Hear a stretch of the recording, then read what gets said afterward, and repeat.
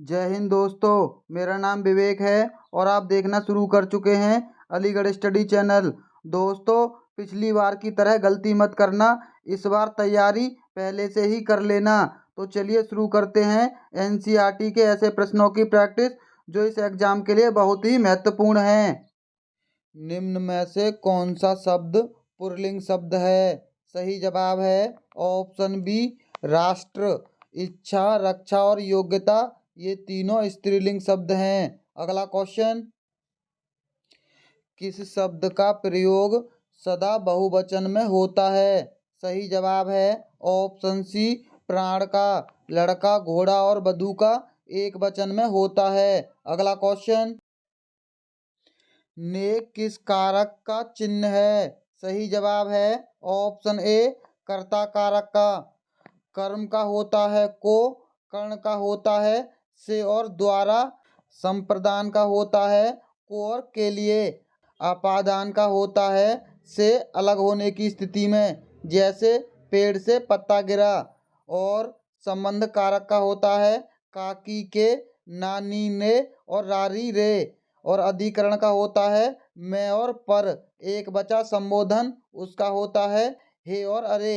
अगला क्वेश्चन, निम्नलिखित में से सर्वनाम शब्द है? सही जवाब है ऑप्शन बी, आप। घर, पहाड़ और नदी ये तीनों संज्ञा शब्द हैं। अगला क्वेश्चन, निम्न में से विशेषण शब्द है? सही जवाब है ऑप्शन बी, बुढ़ापा। बुढ़ापा भाववाचक विशेषण शब्द है। अगला क्वेश्चन, प्रेरणार्थक क्रिया है? सही जवाब है ऑप्शन सी, सुनना। प्रेरणार्थक क्रिया वहाँ होती है जब कर्ता खुद से कोई काम न करके किसी दूसरे से करवाता है। अगला क्वेश्चन, लड़के ने पुस्तक पढ़ी है वाक्य का कौन सा काल है? सही जवाब है ऑप्शन बी, पूर्ण वर्तमान काल है। अगला क्वेश्चन, निम्न में से तद्भव शब्द है? सही जवाब है ऑप्शन ए, अचरज। अचरज का तत्सम रूप होगा आश्चर्य। अंधकार, अंगरक्षक और आशा ये सभी तत्सम शब्द हैं। अगला क्वेश्चन, शीत का विलोम होगा? सही जवाब है ऑप्शन डी, उष्ण। उष्ण का होता है गर्म। अगला क्वेश्चन, कर का अर्थ नहीं होता है? सही जवाब है ऑप्शन बी, हाथ। सूर्य किरण और टैक्स ये तीनों कर के अर्थ होते हैं। अगला क्वेश्चन, जो कठिनाई से मिलता है के लिए एक शब्द होगा? सही जवाब है ऑप्शन बी, दुर्लभ। और जो आसानी से मिलता है उसके लिए एक शब्द सुलभ होता है। अगम का होता है जहाँ कोई जा न सके या ना जाने योग्य। अगला क्वेश्चन, अनिल और अनल का सही अर्थ देने वाला शब्द युग्म है? सही जवाब है ऑप्शन ए, वायु और अग्नि। अनिल का होता है वायु और अनल का होता है अग्नि। अगला क्वेश्चन, पराजय शब्द में उपसर्ग है? सही जवाब है ऑप्शन सी, परा उपसर्ग। उपसर्ग शब्द के आगे लगते हैं। अगला क्वेश्चन, लिखावट में प्रत्यय है? सही जवाब है ऑप्शन डी, आवट प्रत्यय। प्रत्यय शब्द के पीछे लगते हैं। अगला क्वेश्चन, महोत्सव का संधि विच्छेद है? सही जवाब है ऑप्शन बी, महाधन उत्सव। महोत्सव में गुण संधि है। अगला क्वेश्चन, मैंने घर जाना था वाक्य में अशुद्ध अंश है? सही जवाब है ऑप्शन ए, मैंने। मैंने की जगह मुझे घर जाना था, ये शुद्ध होगा। अगला क्वेश्चन, देशभक्ति में समास है? सही जवाब है ऑप्शन सी, तत्पुरुष समास। देशभक्ति का होता है देश की भक्ति। अगला क्वेश्चन, पुस्तक पढ़ी जाती है में कौन सा वाक्य है? सही जवाब है ऑप्शन ए, कृतवाच्य वाक्य। अगला क्वेश्चन, निम्नलिखित में से अव्यय शब्द है? सही जवाब है ऑप्शन डी, और। अव्यय शब्द दो शब्दों के बीच में लगते हैं। अगला क्वेश्चन, हिंदी में पूर्ण विराम का चिन्ह है? सही जवाब है ऑप्शन सी वाला। ये है विस्मयबोधक चिन्ह और ये है प्रश्नवाचक चिन्ह। ये हिंदी का विराम चिन्ह नहीं है, अंग्रेजी का है।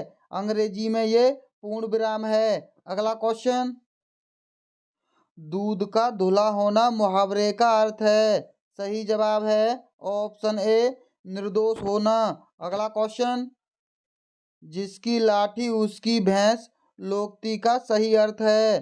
सही जवाब है ऑप्शन बी शक्ति संपन्न आदमी अपना काम बना लेता है। अगला क्वेश्चन, वीर रस का स्थायी भाव है? सही जवाब है ऑप्शन डी उत्साह।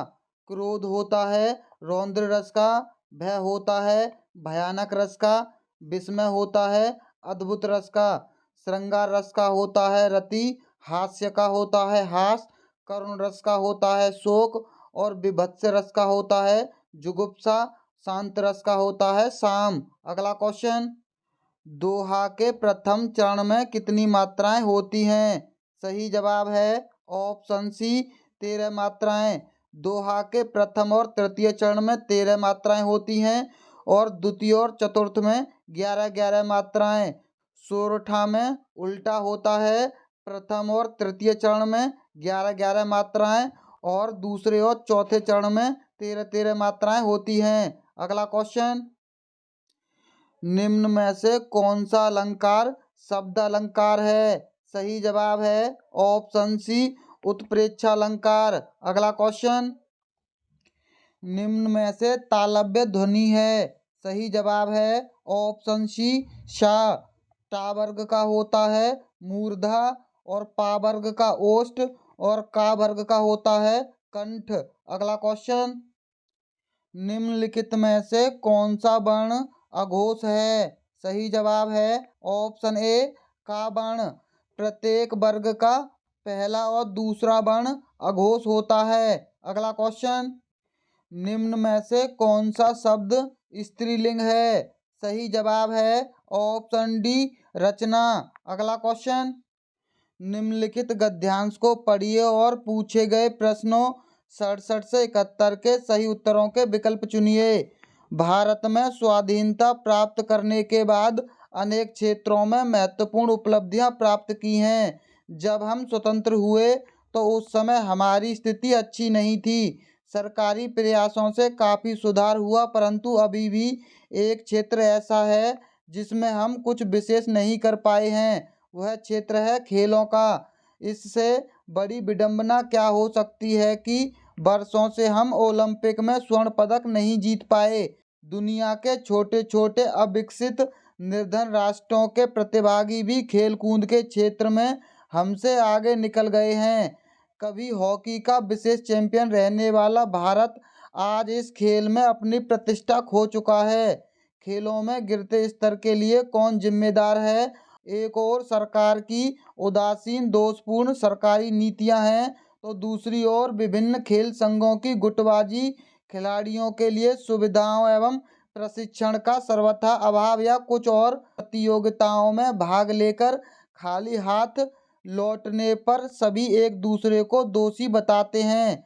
कारण चाहे जो भी हो, समय तय है कि खेल कूद को राष्ट्रीय सम्मान का पर्याय नहीं मानते। अभाव प्रतियोगिताओं का नहीं, अभाव है तो लगन का, प्रोत्साहन का, संकल्प का और मुंह तोड़ जवाब देने वाली जीवट का। तो चलिए दोस्तों, इसके प्रश्न हल करते हैं।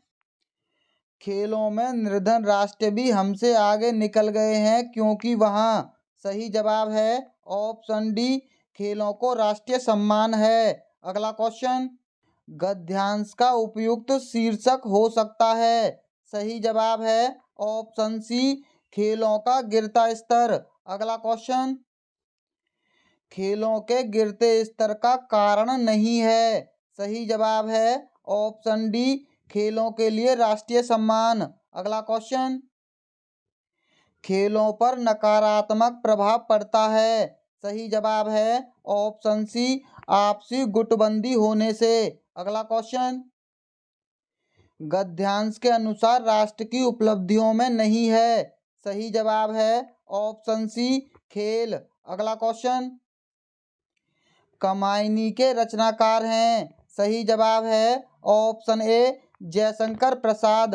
जयशंकर प्रसाद की कमायनी 1936 में प्रकाशित हुई। अगला क्वेश्चन, गोदान किसका उपन्यास है। सही जवाब है ऑप्शन बी प्रेमचंद का। गोदान का उपन्यास भी 1936 में हुआ था और जयशंकर प्रसाद की कमायनी का प्रकाशन भी 1936 में। अगला क्वेश्चन, बीजक किसकी रचनाओं का संग्रह है। सही जवाब है ऑप्शन ए कबीरदास की। बीजक के 3 भाग हैं, साखी, शबद और रमैनी। अगला क्वेश्चन, अंधेर नगरी नाटक के रचयिता हैं। सही जवाब है ऑप्शन सी भारतेंदु हरिश्चंद्र। अंधेर नगरी का प्रकाशन 1881 में हुआ था। भारतेंदु हरिश्चंद्र ने अंधेर नगरी नाटक को वाराणसी के घाटों पर लिखा था। दोस्तों, अगर आपको लगता है कि हमने आपका फालतू का समय बर्बाद नहीं किया तो आप हमारी वीडियो को लाइक और हमारे चैनल को सब्सक्राइब जरूर कर लेना। तो चलिए मिलते हैं अगली वीडियो में। वीडियो देखने के लिए बहुत बहुत धन्यवाद।